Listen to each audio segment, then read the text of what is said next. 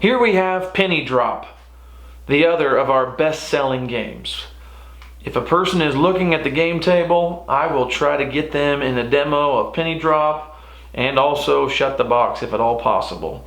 When the tables are real busy, get multiple people involved. Get a couple visitors to the kiosk to get in the Penny Drop game with you.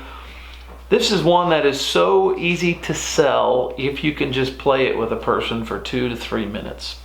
All right, I'll go ahead and pretend to be all 3 people. So I will start by, first of all, if we had a tray here, which I don't, but the paper simulates the tray at the kiosk.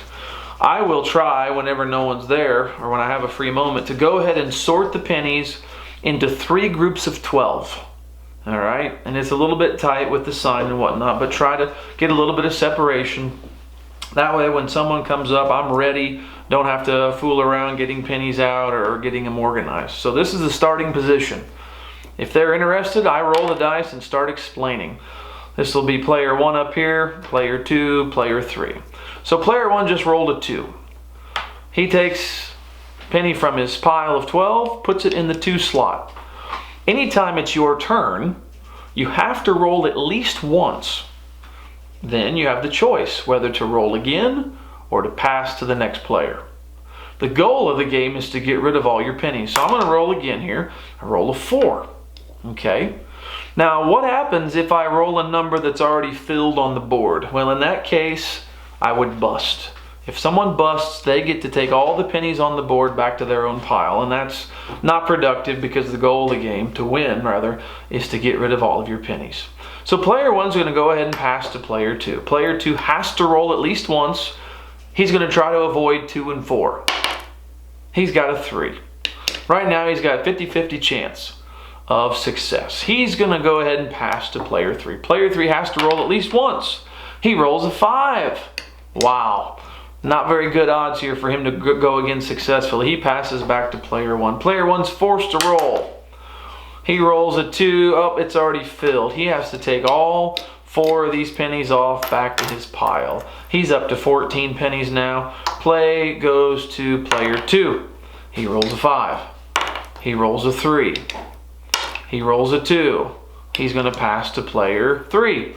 Player 3 has to roll once. He rolls a 1. He's going to pass again. Player 1 is getting picked on here, it looks like. A 3. He just collected 4 more pennies. This game sometimes goes like that. Back to player 2. He's got a 5. He's got a 6. Now watch what happens on the 6. The 6 drops all the way in the middle.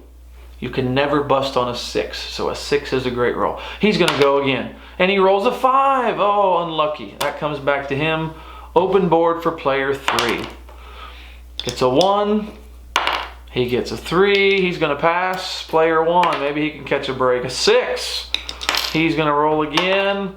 Oh, bad luck. He rolls a 1. It's about at this point where a lot of people are catching on to the game, the flow of it, how it works. Usually they tend to enjoy it. That's a 1. It's just sort of a fancy colored 1. He's going again. 6.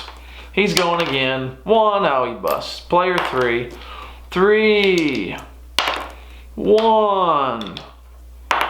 6. He'll pass to player 1. Player 1's got a 6. He's passing to player 2. Player 2's got a 4. Passing to player 3. Player 3 busted.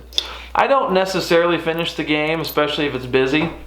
But hopefully I've got myself and 2 other people in the game, and maybe even some others. I'll try to get their attention. Say, hey, got a demo here. The 3 of us are going to play, but watch. This is a really great game. Don't necessarily have to finish it, but you can see it's often a 5 to 10 minute game depending upon how many players you have in it. Just like Shut the Box, this is an unlimited player game.